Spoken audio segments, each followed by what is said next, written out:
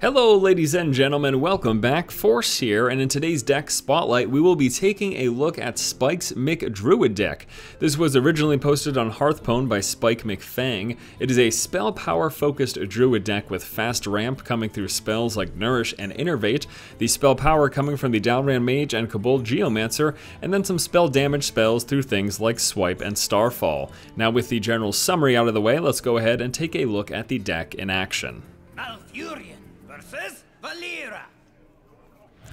So conceptually this deck is rather simple. We've got spell power enhancers and then spell damage and also some ramp to try to allow us to get some of the higher casting cost things in play. For example, right here in my hand I've got an Innervate and a Sunwalker as a perfect example. Now we do have the Naturalize here in this opening hand. I'm not too keen on that. That's more of a late game thing to take out large creatures. Plus you don't want to give your opponent card advantage too early in the game. So this opening hand, we've got the two spell power boosters in the Kabold Geomancer and the Dalaran Mage. We also have the Innervate for the ramp, the coin for the ramp because we are going second, and then there's the Sunwalker and a Druid of the Claw. The hand's not bad. The only thing that is noticeably missing here is actual damage that is enhanced by the spell power. So for that reason, I'm probably not going to drop these guys into play until I have a reason to play them, something to follow it up with, essentially. Now we are seeing here a Defias Ringleader on turn 2. Unfortunately, that was not comboed, so he does not get the benefit of the extra guy coming into play. I do have a Wrath, which would allow me to ping for 1 to draw a card, or just to ping directly for 3. I think we'll actually use this to ping for 3. Which is a rare case. I find typically when I'm using Wrath, it's for the 1 damage, but the big benefit coming from the card draw there. But getting rid of that guy I think is pretty key, so we're gonna do that there. And it's actually funny because that turn we could have dropped down the Druid of the Claw, but I'm actually gonna wait till next turn so I can place down the Sunwalker. I love having the taunt plus a Divine Shield. Alright, so we get an SI 7 agent coming to play here from our opponent. And now that we are on turn 3, and because of all the boost that we have, why don't we go ahead and drop down the Sunwalker, shall we? So here's the Innervate, here's the coin, here's the Sunwalker. Just like that. Oh, the boost. And that's sort of exactly the type of situation that you want to use it for, to get some early beefy creature into play. Or even just to use it late game if you've got a few high casting cost things in your hand. So first, say for example, we're at the end of the game, you're capped at the 10 crystals, but you've got 2 6 casts that you want to play. You could play the first 6 cast and then use some of your boost to play the second 6 cast.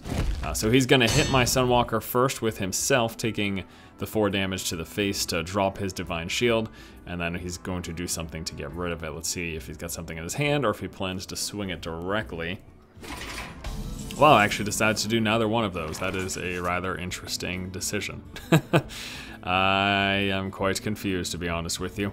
I think now is going to be a great time to go ahead and drop down some spell power. Why don't we go with the Dalaran Mage here? And this way, in subsequent turns, if he plays some more creatures, our swipe is going to be that much more effective. And then we can go ahead and hit him for 4. We do have the Naturalize, which we could use to get rid of that, but that's not as much of a threat that I would want to have him draw 2 cards in order to just pop it off. This is definitely a really good card, especially late game. Again, I see this being so very effective to get, you know, if you just need 1 more turn for damage, but there's something in the way, drop that Naturalize on it to finish him off. And he's actually going to be killing off my Dalaran Mage here. You just saw him pop off my Sunwalker with his Assassinate, but that is all fine. His thing is now at 1, so we can finish that off. We've got a few different options. I could just go straight for him. I could also give this guy Taunt and swing for the fences. Well, you know what? Actually, there we go. We drew into an Innervate, so perfect. So what I'm going to do is we're going to Shapeshift, get an armor, get the attack damage, pick off his creature, then drop the Innervate, giving us 2 more crystals for the turn, and then Druid of the Claw. Now, I could do him a charge for damage right now, or I could give him Taunt. I almost prefer to give him Taunt more times than not, because it's the 2 extra health as well. I miss out on the damage for the turn, but I'm not about to kill him anytime soon anyway, so let's just go with the bear form. Give him the taunt, give him that 2 extra health, and just take it from there. Next turn, if he plays something we want to get by, I can Geomancer plus swipe. And you know what, actually, Let's see. This one is going to, at the start of turn, transform a random. Ooh, I need to get rid of that. So I think this is actually going to be a time for the Naturalize. Let me think here. So I could do 4. I could drop him down, this would turn into 5 damage. And then it would do 2 damage to everything else. But that's not enough to kill, and I wouldn't have the mana necessary to also shapeshift and attack. So, almost thinking of naturalizing him right now, to be honest with you.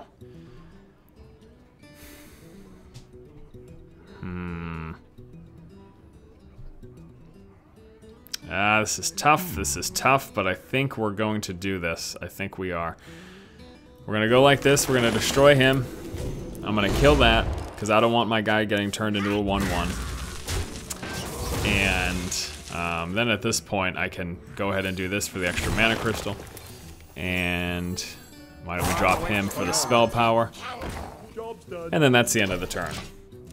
Now, him getting those 2 extra cards is tough, but I didn't want that 6/6 to drop this guy, and I also didn't want his little contraption to turn him into a 1/1 potentially, so he's gonna play a South Sea Captain and another pirate as well. Luckily, I have my swipe, and I also have the spell power here from the Geomancer, which will actually get rid of all of his stuff. Now, does he have enough to finish this off? He did just hit it with a comboed Eviscerate, but he does not have enough to finish it off. So my swipe is going to take care of business. I could also drop him, but at this moment, not as crucial. So we're going to go with this, actually. We're going to go with the swipe, get rid of those guys. Got to pump myself up and then hit him for 6, 7 damage total. Bringing him down to 11. We got my Keeper of the Grove, which allows me to choose for 2 damage or silence a minion. We've got 4, 5, 6. We could do 7, 8, 9 damage next turn.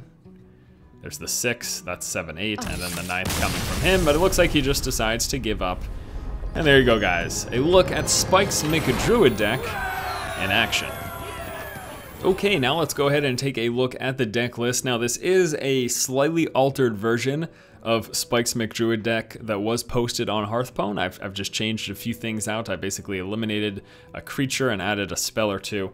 But it's still relatively the same. The deck, again, focuses on spell power, ramp up, getting spell damage, and then just an array of creatures. So starting off here, we've got 2 of the Innervates for that ramp, 2 claws here, allowing me to pick off creatures. Also, I got the extra armor for my hero.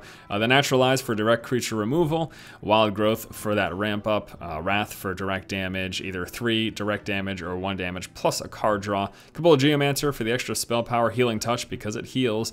We've got the Dalaran Mage here for the spell power, Swipe for mass damage, more to a direct target, and then some subsequent damage to all of the other enemies. So Swipe is so amazing with any spell power in play. It goes from 4 to 5 and 2. It's really good. Keeper of the Grove, picking off creatures, dealing extra damage, or silencing minions, plus it's a 2/4. We've got the Nourish. This card is so good. You can either get 2 mana crystals, or you can draw 3 cards. More times than not, I'm using it to draw 3 cards. However, I guess an example of when you would use it for the ramp up, say you wanted to play Cenarius, and then, you know, what you could do is on turn 5, you could play Cenarius turn 6. If on turn 5 you drop a Nourish, you get the 2 extra mana crystals, and then turn 6 comes around, you now have 8 crystals to drop a Cenarius. Let's see, we've got the Starfall here for 5 damage to an enemy or 2 damage to all of them. So good. Druid of the Claw. You can either choose the charge or the +2 health and taunt. Starfire for direct damage plus card draw, nice finisher, removing beefier creatures.